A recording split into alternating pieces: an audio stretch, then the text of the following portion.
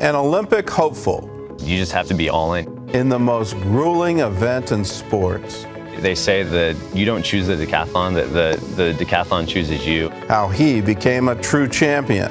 It was eye-opening. On today's 700 Club Interactive. Well, good morning and welcome to the show. We're less than about 2 months, maybe a little bit more than a month away from the Summer Olympics in Rio, Brazil. And Rio will be the first South American city to host the Summer Olympics. And a record number of countries are participating in a record number of sports. And many of these athletes are getting ready to compete. And as they're doing that, they're reflecting on what got them to this momentous point. Well, here's our first one. Usain Bolt, the 29-year-old Jamaican sprinter, is known as the fastest man in the world. But he says it's not always been easy. Easy is not an option. No days off. Never quit. Be fearless. Talent you have naturally, skill is only developed by hours and hours of work. And to all my fans out there, thanks for the support. And to all my doubters, thank you very much, because you guys have also pushed me. Those are amazing words when you look at the sacrifice these athletes go through. Just imagine training every single day and saying, I'm not going to give myself a day off. And that's for 4 years in preparation for an Olympics. Well, Michael Phelps is the most decorated Olympian of all time. He's got 22 medals. What many don't know is that Phelps was diagnosed with attention deficit disorder as a child, and he was directed towards swimming to provide him an outlet for his energy. Michael says, you can't put a limit on anything. The more you dream, the farther you get. Goals should never be easy. They should force you to work, even if they are uncomfortable at the time. And then Australian athlete and Olympic gold medalist Sally Pearson defends her intense training and personality, saying, I know people struggle to be around me when I'm Sally the athlete, because I'm really quite intense. It can be quite intimidating. This is who I am, and I am not apologizing. My job is my sport, so I have to make sure that I stay focused on it. Well, you go. I mean, that's what it takes to get to the gold level. You've got to be absolutely intense about it. Australian swimmer Daniel Smith found true meaning in his sport after years of drug abuse. He says, I'm a Christian now, so I found satisfaction more in my faith than in swimming. And when my faith is centered in my life, everything has just been working out. That's what my life's all about now. And I'm all about giving hope to the next generation, giving hope to other people who are addicted to drugs. Well, Daniel, you go. And that's got the right perspective. If you put sports first, if it becomes an idol, then even if you make it, you understand it doesn't satisfy. When you put God first, then all these other things get added to you. Well, Tim Howard is an American soccer player who plays as a goalkeeper for the United States national team. He's been outspoken about his struggles with Tourette syndrome and obsessive compulsive disorder. He says he's relied on one thing through it all. The most important thing in my life is Christ. He's more important than winning or losing or whether or not I'm playing or not. Everything else is just a bonus. And then Missy Franklin was a 17-year-old star of the London Games, where she collected 4 gold medals. Stressing the need to keep things in perspective, she recently said, yes, it's the Olympics, but it's also just another swim meet. The pool is the same length, the lanes are the same width. It's just the same thing you've done 100 times over and over again. You keep saying that. The Olympics is a little different. It may be the same length, but it's a little different. She went on to say, God is always there for me. I talk with him before, during, and after practice and competition.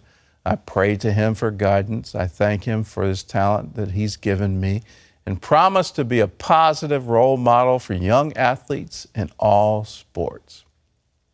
Well, the reigning 2-time NBA most valuable player, Steph Curry, He's never played in the Olympics and was excited at the prospect of making his Olympic game debut, but he decided not to compete due to injuries.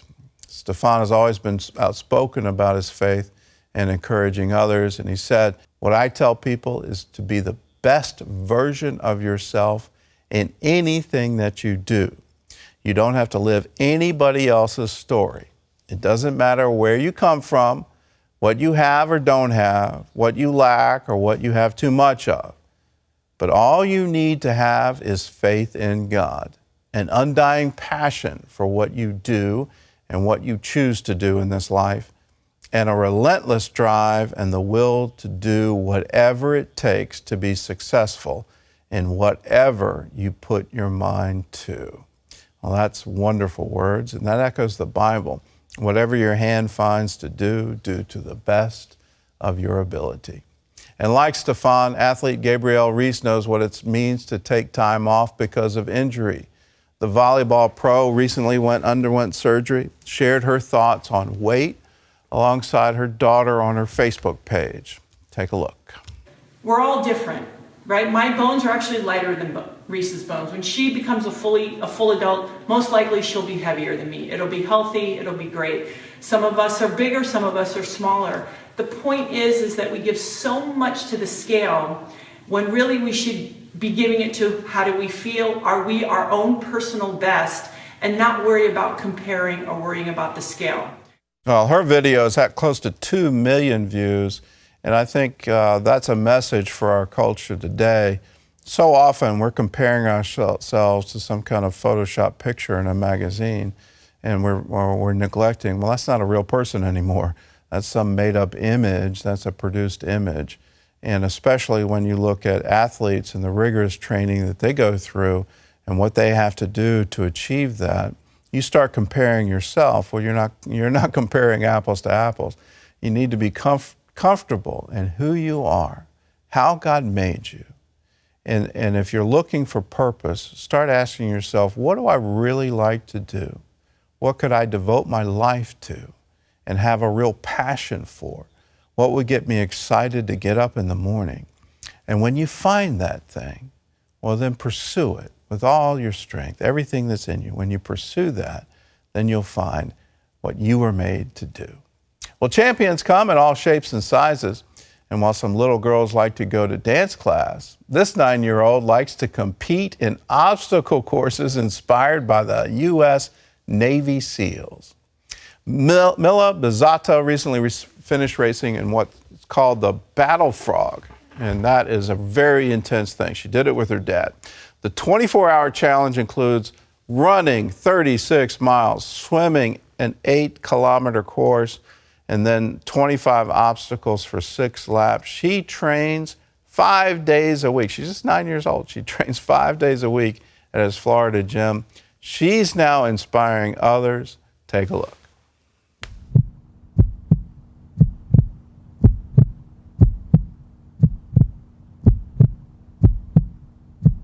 I don't want to play Minecraft. I don't want a hoverboard. I don't want things to make life easier. I want to be comfortable being uncomfortable.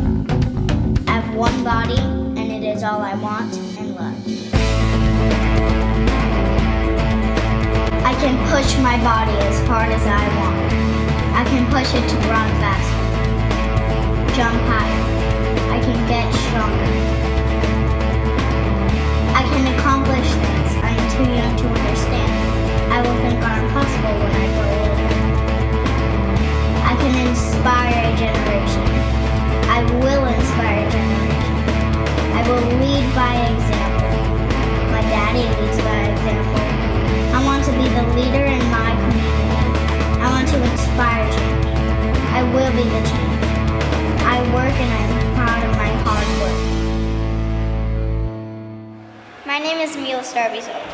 I'm a Spartan. I am limitless. I'm a warrior. I'm a Focus Moon Academy athlete. I'm here to work. What's your excuse? Wow, that was absolutely intense. I don't know where she got that kind of drive, but here she is at 9 years old saying, I want to inspire a generation. Well, she's the youngest competitor ever to compete in the Battle Frog Extreme 24-hour race and has become an internet sensation. She says she got into fitness because she was being bullied by her classmates. I can't imagine her being bullied by anybody. She never had to physically fight her bullies. Instead, she realized how powerful she is, and the bullying stopped on its own. And this led her to lead an anti-bullying campaign and encourage other kids to become more active. Her father's gym now offers a Spartan Kids after-school program, let me underline, after school, designed to help kids conquer any obstacle. To find out more, go to fmamiami.com and you can learn more. Well, still to come, meet the national champion who's also an Olympic hopeful. It's something that a lot of people are intimidated to do, and it's hard to go at alone. They say that you don't choose the decathlon, that the decathlon chooses you. Decathlete Mike Morrison tells how his faith fuels his success right after this. In 2011, Mike Morrison won the NCAA Decathlon Championship. But then injuries prevented him from pursuing the 2012 Olympics. And now Mike's back in top shape, training for the 2016 Olympics. Well, recently he talked with our sports reporter, Tom Buring, about the inner transformation that's repeatedly taking him over the top. It's track and field's most grueling event, the decathlon. 10 different competitions over 2 days, combining speed, strength, agility, and endurance. They say that you don't choose the decathlon, that the decathlon chooses you. Mike Morrison, then, is among the chosen few. The 2011 NCAA national champion and Olympic hopeful ranks among the best decathletes who navigate the rigors of its cross-training. It's just like you're building layer on top of layer on top of layer. People look at the decathlon as 10 individual events. As you go through it, you realize there's this technique of managing the decathlon as a whole. You're gonna have good events, you're gonna have bad events. How do you manage yourself throughout the 2 days of competition? What Mike has managed to do is excel in the pole vault, the decathlon's toughest event. It's something that a lot of people are intimidated to do, and it's hard to go at alone. A lot of times the missing link is that technical expertise. What's the one thing that either allows you to succeed or fail? You just have to be all in. You have to totally and completely commit to the jump. And if you don't, the pole's just gonna spit you right back out. Provoking common reluctance and fear, reminding competitors of the event's danger. Was it about a year and a half ago? I had taken a jump up and didn't quite make it in the pit, so I fell back onto the runway and broke a rib and was taken to the hospital to finish out my season. That was after I had gained my confidence back. When was the last time that you were afraid to jump?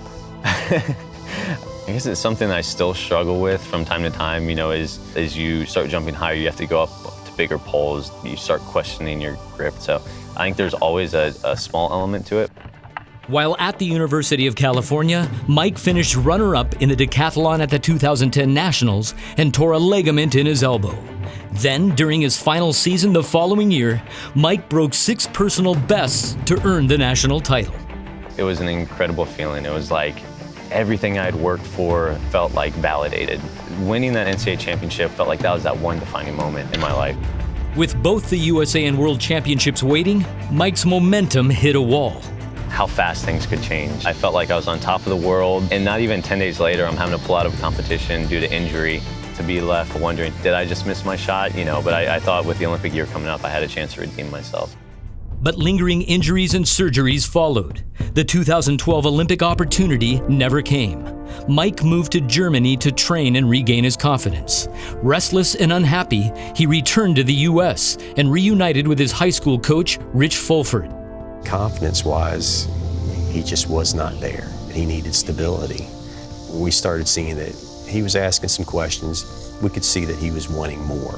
I'll never forget, give me a Bible, suggested the book of Ecclesiastes, you know, where fulfillment can and can't come from. Something was just missing. Mike started attending church, where a friend helped him process the void in his life. And she told me that, you know, her relationships were based on Christ and mine was based on my pursuit of this Olympic dream. It's taken away from you and you're left feeling empty. He's national champion. He'd achieved his biggest dream, and he was saying he still felt so unfulfilled. It really resonated. I've gone to church before, but I've never heard it like this before. And it was eye-opening. Chelsea, his wife, actually brought him in front of the Lord, and he asked Jesus into his heart. Mike and Chelsea live in Knoxville. Healthy and focused, Mike is training for the decathlon at this summer's Olympic Games in Rio de Janeiro. He now draws strength and parallels from his belief. Just the perseverance of it all, event after event, highs, lows. You know, when Paul talks about I've finished the race, I've fought the good fight, I'm going to persevere in my spiritual walk as well. I wouldn't bet against Michael because he's not doing this for glory. Michael's doing it because he's very driven. You have 10 events, and some are not going to go as well as you would hope, but you have to be able to leave that behind and believe that I'm going to make that up in the next event. The one thing that makes them successful is faith. This whole journey has been so encouraging to me. It's given me like a second hope at this. It's kind of renewed my sense of let's go out there and do this. I know what it takes to get there. I'm going to do everything I can. Lord, if it's your will, let it be. Do you picture what it's going to be like when you're there, what you might be thinking? It would just feel like the ultimate worship to God our Father, like offering ourselves up as a living sacrifice. That's our true and proper worship to Him. I think I would be so overwhelmed just with thankfulness that I'm sure I'd break down in tears. What a wonderful profile. What a wonderful young man. It says, yes, I'm going to do this. I'm going to do this for the glory of the Lord. And if it's God's will, great. And if it's not God's will, great. I'm doing it unto Him. And just imagine the sacrifice involved in training for 10 different events, what you have to do to become world-class in all 10 of them, and to say, I'm doing this as a sacrifice for Him. What a wonderful thing, what a wonderful story. Well, we've got a new story for you, and this is one from China. And Mengan, she's a young girl who loves to read Bible stories. At one time, she had trouble understanding them until she discovered Superbook in Mandarin. Take a look. Meet 8-year-old Mengan from China. My name Mengan means to be blessed by God. Mengan asked her parents for a children's Bible when she was 2. Now she loves Jesus. He said, when you call on me, I'll listen. So I feel He is very near to me, and I'm really interested in the stories of the Bible. But she always had a lot of questions. Whether I read the Bible to her or she read it herself, she didn't really understand everything. I wished I could see what happened with my own eyes. So she started looking at Christian storybooks and drawing pictures from the Bible. Then she was introduced to Superbook in Mandarin. I fell in love with Superbook the first time I saw it. It helped me to know God better, and the characters looked so real. I feel comfortable with Superbook because it's an accurate representation of the Bible, and it's safe. When Mom would ask me, Mom, can I see Superbook today? And I said, yes. She would start to cheer. Mengan watched the first Christmas online 20 times in 2 months. I always point out that Chris gave his treasure to the poor boy in story, and that touched her heart.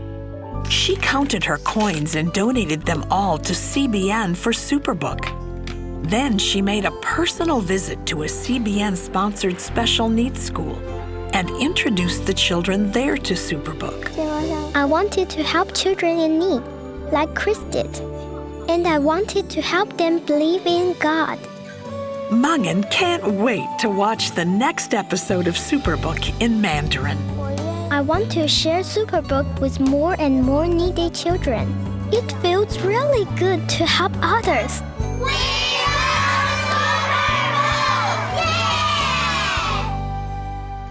They love Superbook, and they love it around the world.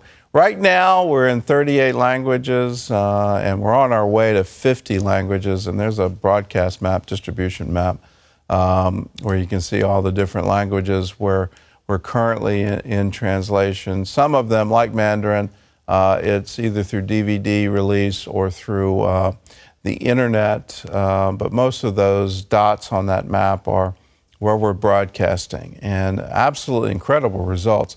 Over 130 million viewers last year, and we're looking to double that this year, so it's wonderful. The stories of the Bible are going out to the children of the world, and you can be a part of it. How do you do that? Well, you join the Superbook DVD Club. And when you do, we've got wonderful things for you. Now, how much is the club? It's $25.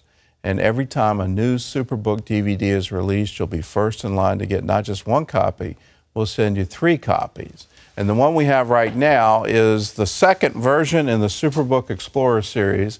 And in this, you're going to get a giant adventure, which is the story of David and Goliath. You're also going to get the story of Gideon. And then there's a special bonus on the DVD of you get the Bible background video, which shows all the archaeology and history that goes into the episode, that this is a real story. It really happened. There's historical evidence for it. And then you get a theology piece to it that's all animated so children can understand how does this story fit within the larger plan of salvation? How does it fit within the stories of the Bible? So that's yours. You'll get not just one copy, we'll send you 3 copies. And then we've got a special bonus offer where you're going to get 2 more bonus DVDs. In the beginning, the story of Adam and Eve, and then Revelation. All of that for a gift of $25 or more. So you're going to get not just 3 DVDs, you'll get 5 DVDs. And then there's even more, because if you're a member of the DVD Club, you get to stream all of the episodes of season 1 and 2. That's a total of 26 episodes that can be streamed on a tablet, smartphone, all available online, all available for you when you join the club. So if you want to do that and be a part of sharing the stories of the Bible with the children of the world, all the donations to the club go into production costs, distribution costs, translation costs, to get the stories of the Bible to the children of the world, and you're a part of it. So if you want to join, call us now, 888-777-1999. Just say, yes, I want to join. Or you can also log on to 700 Club Interactive. Either way, do it right now, 888-777-1999. Well, coming up, a peek at a new documentary about the 46ers. There are 46 mountains in the Adirondack region of upstate New York, over 4,000 feet. They're known as the High Peaks, and the people who successfully conquer all 46 are known as the 46ers. Meet this young filmmaker and hear about his exhilarating journey up the Cascade Peak when we come back. Well, graduation season is winding down, and those donning the cap and gowns have been told that now is the chance to make their mark. Of course, some have already been doing that. Regent filmmaker Blake Courtright produced a documentary that looks at the 46 high peaks of the Adirondacks and the people known as the 46ers who climbed them. When Blake Courtright was just an 18-year-old freshman at Regent University, he had an epiphany one day while hiking in the Adirondacks. I looked in all directions and all I could see was wilderness. And it touched a piece of me. And I felt the whole way down, the whole 7-mile hike out, I need to make a film here. So he did. My name is Blake Courtright. But that takes money. So first, he made a short video to raise funds and awareness. What's a 46er? I'm glad you asked. There are 46 mountains in the Adirondack region of upstate New York, over 4,000 feet. They're known as the High Peaks, and the people who successfully conquer all 46 are known as the 46ers. Now, 3 years later, with many of his own miles logged up these glorious rock formations and many interviews with those who've gone before, the 21-year-old Blake is putting the finishing touches on his documentary, The 46ers, which has already piqued the interest of New York Public Television and some national outdoor networks. The Adirondacks, the High Peaks, they ask a lot of you, but they give a lot in return. This is the landscape that, that speaks to my heart.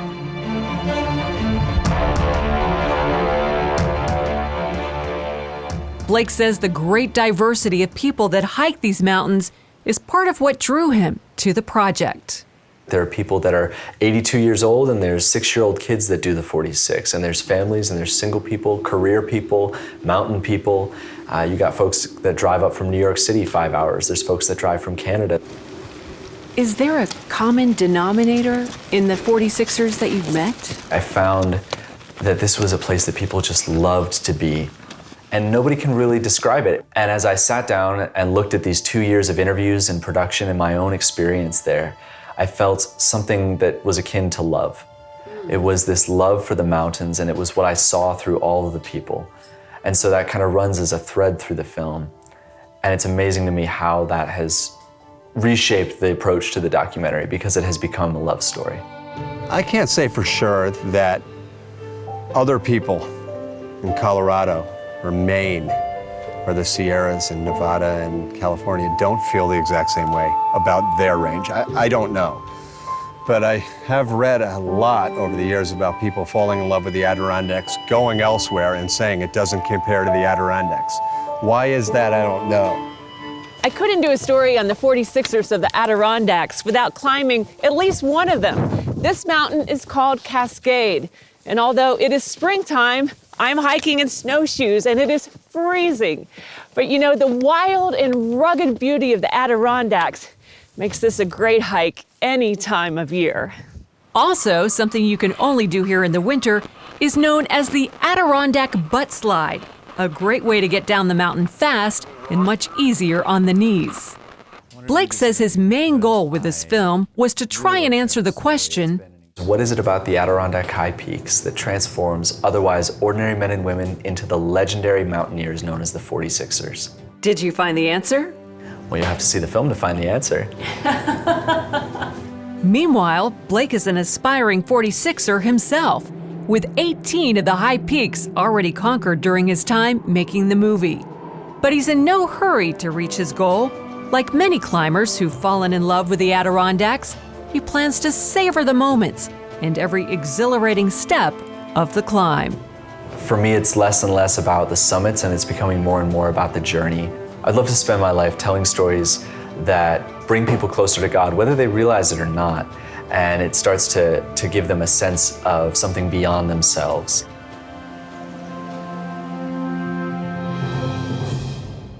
What a wonderful trek. Well, we leave you this word from 1 Timothy.